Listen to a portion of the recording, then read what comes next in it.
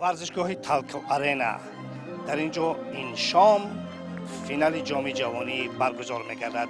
این شام امروز دسته های هیئت جوانان کلوب مرکزی ورزش ارتش و استقلال را به هم آورد و باید بگویم که این سیومین فینال چنین جام است و در سه فینال استقلال شرکت کننده این فینال ها است. کلوب مرکزی ورزش ارتش باشد دو مراتب در چنین فینال شرکت ورزیده است و یک مراتب کلوب مرکزی ورزش ارتش و یک مراتب دسته استقلال برنده این جام می باشند و اینک این شام اکنون یک دسته برتری خواهد پیدا کرد.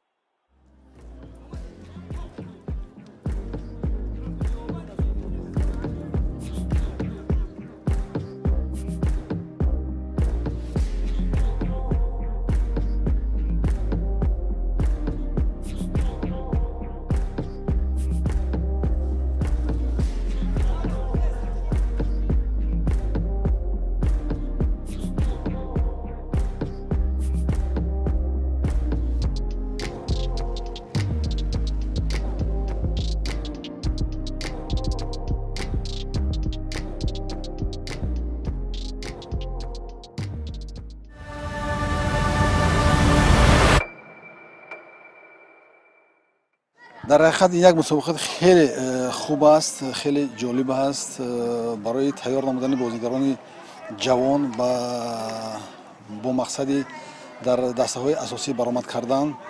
این یک روحیه به وجه ها می‌دهد. ببینید که این سال چون دسته‌های پنشیر، اسخاتا تا دوره نیم نهایی بازی خوب نشان دادند و حتی ببینید که در بازی‌های نیم نهایی دسته های پرقوتی چون استقلال و کلوب مرکزی ورزش ارتش با یک مشکلی به فینال راه یافتند.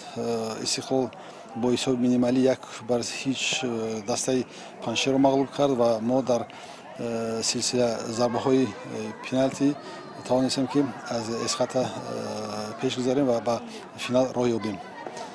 خوب گفتن ممکن است البته که برگزار شدن همین مسابقه البته همون میدانی هست که شما هیئت جوانان خود رو میبینید، میسنجید و البته با هیئت اساسی آماده میکنید. البته این مقصد اساسی ما در مد اول تیار نمودن بازیگران هست و بعد جایزه به دست آوردن. این یک عامل خوب هست ولی مقصد اساسی ما، نیت و مقصد ما دیدن سنجش گذراندن بچه‌های جوان هستند چون سالهای بعدین ما توانیم که لیگنرها را کمتر دعوت کنیم و از خود بچه‌های تربیت گرفته خودمون استفاده کنیم. خب یگان حاصل داد در همین 3 سال یا نه همین مسابقه؟ البته خود شاهد هستید که مثلا سال گذشته دسته کلوب مرکزی ورزش ارتش هیئت جوانان را در نظر دارم، هم قهرمان مسابقه بین جوانان شده بودند، هم جام را به دست آورده بودند و از اون هیئت ما امسال توانستیم که 7 نفر را به هیئت اساسی جلب نماییم و از اون 7 نفر 4 نفرشون منتظم بازی میکنند.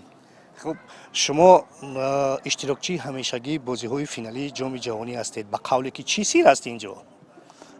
همون سمت اساسی فعالیت ما هست که ما کوشش و غیرت میکنیم که یک مکتب خوبی کلوب مرکزی ورزش ارتش رو تشکیل دادیم و یک چیز دیگر رو شما و فکرم شاهد هستید که بچه‌های 18 ساله ما قهرمان شهر دوشنبه شدن، در منطقه مرکز قهرمان شدن.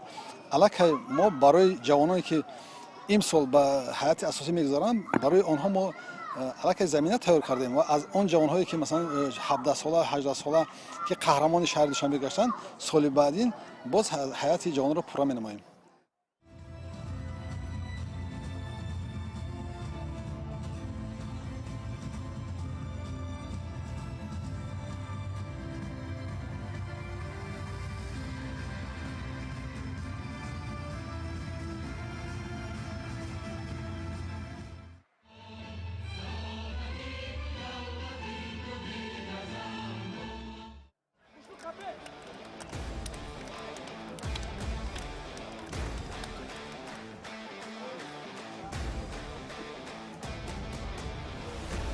чунончи гуфта шуд, дастаҳои Истиқлол ва клуби марказии варзиши Артиш аз иштирокчиёни ҳамешагии ҷоми ҷавонӣ мебошанд.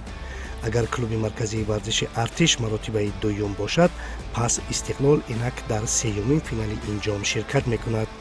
ҳар ду даста ҳам як маротибагӣ барандаи ин ҷом мебошанд.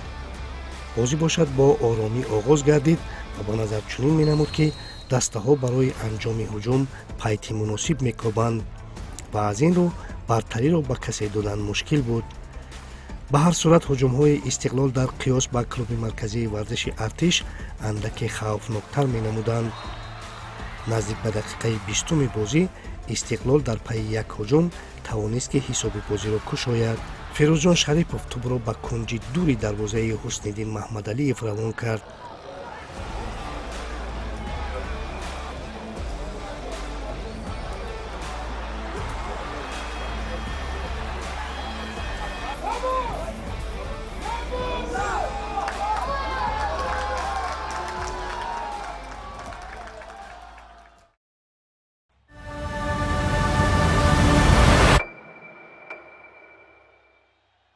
парвиз, бо гузашти бештар аз 26 дақиқаи вақт бартарии касе маълум нест, аммо ба ҳар сурат Истиқлол тавонист, ки як гол бизанад. аз ҳисоби чӣ тавонист, ки Истиқлол гол бизанад?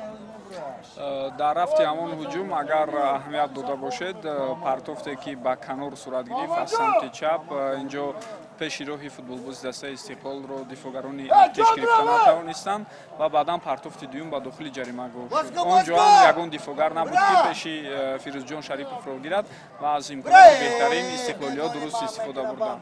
ва фикрам оҳиста-оҳиста дастаи Артиш ба бозӣ мутобиқ шуда истодааст ва камубеш дар миёнаи қисми якум аллакай ҳуҷумҳои ин дастаро ҳам мебинем. чӣ дода метавонад ана ҳамин мусобиқа ба умуман лигаи дастаҳои лигаи олии мамлакат? агар мо таҷрибаи лигаҳои бисёр пурқуввати дунёиро ба эътибор бигирем, онҷо дар баробари он ки лигаи асосӣ ҳаст, дар ҳамон қатор дастаҳои гӯем то 18 сола, то 20 сола, то 23 сола лигаҳои алоҳидаи худро доранд ва ҳар сол байни онҳо мусобиқаҳо сурат мегирад. ҳатто ин чиз дар лигаи чемпионҳо дида мешавад, ки ҳайъатҳои то 19 солаҳои дастаҳои иштироккунандаи ин мусобиқаи аврупоӣ байни ҳам як мусобиқаи ҷудогона доранд ва фикр мекунам чеҳраҳо дар ҳамин гуна мусобиқаҳо кашф мешаванд, номзадҳо пайдо мешаванд. дар 3 соли охир бубинед Артиш пайдарҳам ба финали ҳамин мусобиқа мебарояд. илова бар ин маблағи ҷоизавӣ ҳаст, ки барои рӯҳбаланд кардани насли нав, барои онҳое ки натиҷаи хуб нишон медиҳанд, ин ҳам як роҳи ташвиқу тарғиб мебошад. вале асос ба фикри ман ин пайдо кардани чеҳраҳои нав ва ба ҳайати дастаҳои асосӣ ҷалб кардани онҳо. ин мисли як система бояд кор кунад, на танҳо дар як ё ду даста, балки дар тамоми дастаҳо онҳо бояд аз футболи кӯдакон ба наврасон, аз наврасон ба навҷавонон, аз навҷавонон ба ҷавонон, аз ҷавонон ба ҳайати асосӣ бояд гузаранд. андаке нигароникунанда нест, ки мухлисон камтаранд? бале, ин чиз дар солҳои қаблӣ ҳам ҳамин хел буд. дар финалҳое ки сурат гирифтанд, фикр мекунам инҷо шояд ташкили ягон лотареяҳо, ягон бозиҳои бурднок лозим аст, то ин ки мухлисон зиёдтар ҷалб шаванд. ба ҳар ҳол лигаи олӣ нест, таваҷҷӯҳ камтар. аз ин хотир ман фикр мекунам роҳандозӣ кардани ҳамин гуна бозиҳои шавқовар миёни мухлисон шояд шумораи онҳоро зиёдтар кунад. ташаккур, тамошои хуб барои шумо. ташаккур. идома медиҳем дӯстони азиз. қисмати якуми бозӣ идома дорад. то охири қисмати якуми бозӣ 15 дақиқаи дигар боқӣ мондааст.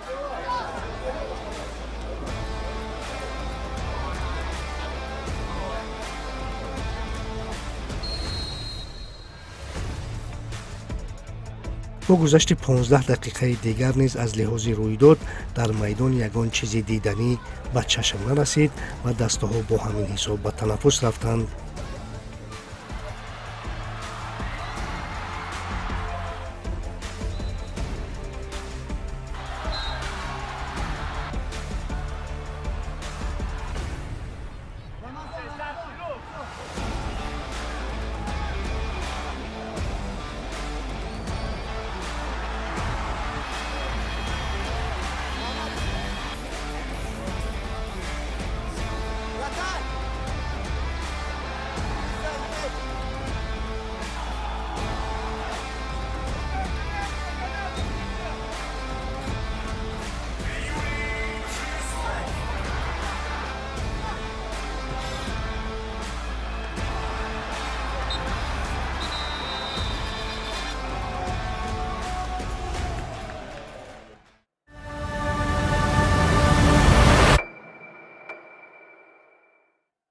ҳадафи баргузории мусобиқаи мазкур ин пеш аз ҳама таваҷҷӯҳи хоса ба ҳайати ҷавонони дастаҳои лигаҳои олӣ пеш аз ҳама, чунки дар меҳвари таваҷҷӯҳи муҳтарам роҳбарияти Федератсияи футболи Тоҷикистон наврасон ҷавонон қарор доранд ва ман фикр мекунам ки баргузории ин мусобиқа барои ҳарчи бештар таваҷҷӯҳ зоҳир кардан ба ҳайатҳои ҷавонони дастаҳои лигаи олӣ равона мегардад. нуктаи дигаре ки мехостам зикр намоям, бубинед, агар шумораи бозиҳои дастаҳо тибқи маълумотҳо ва таҳлилҳо агар дигар ҳайатҳои асосӣ ки дар дигар мусобиқаҳое ки зери лигаи футболи Тоҷикистон ҳунарнамоӣ мекунанд, бозӣ мекунанд, давоми сол агар бозиҳои расмӣ аз 30 то 35 бозии расмӣ дар назар дошта шуда бошад, ҳайатҳои ҷавонон танҳо бозиҳои хешро дар доираи чемпионати Тоҷикистон бозӣ мекунанду халос. ва ин имкон медиҳад ки боз ҳам шумораи бозиҳо бо иштироки ҳайатҳои ҷавонони дастаҳои лигаи олӣ бештар гардад ва чунки чӣ қадаре ки шумораи бозиҳои расмӣ барои футболбозон умуман барои ҳайатҳои дастаҳо зиёдтар гардад, аз манфиат холӣ нест.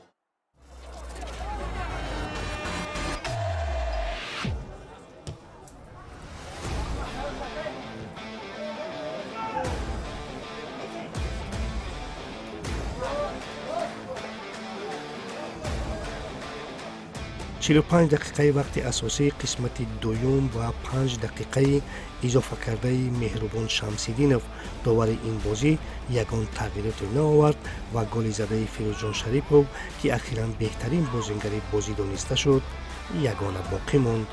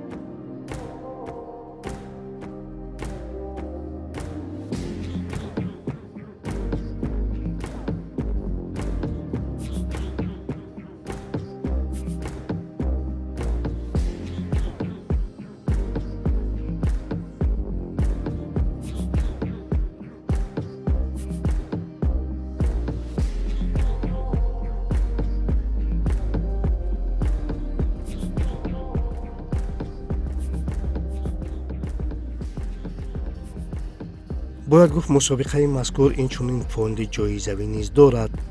ба се дастаи мақомдор ба ғайр аз медал инчунин мукофотпулиҳо тақдим карда шуд. имсол мақоми сеюм насиби ҳайати ҷавонони дастаи эсхата гардид. клуби марказии варзиши артиш ҷои дуюм ва ҳайати ҷавонони дастаи истиқлол чемпиони мусобиқа шуд.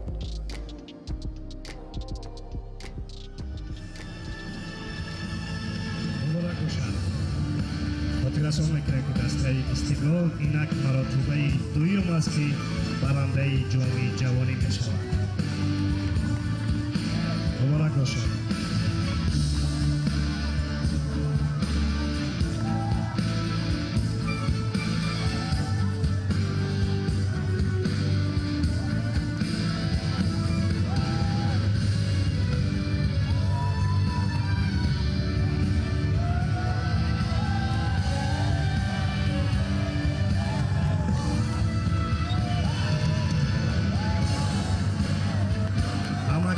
لحظه خاطرمان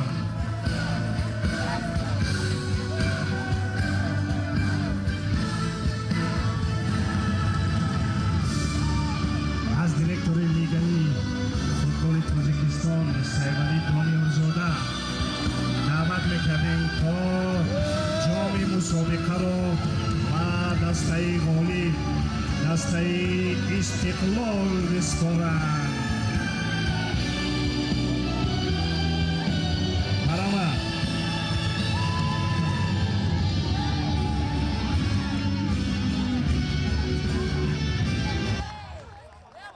مبارک باشد.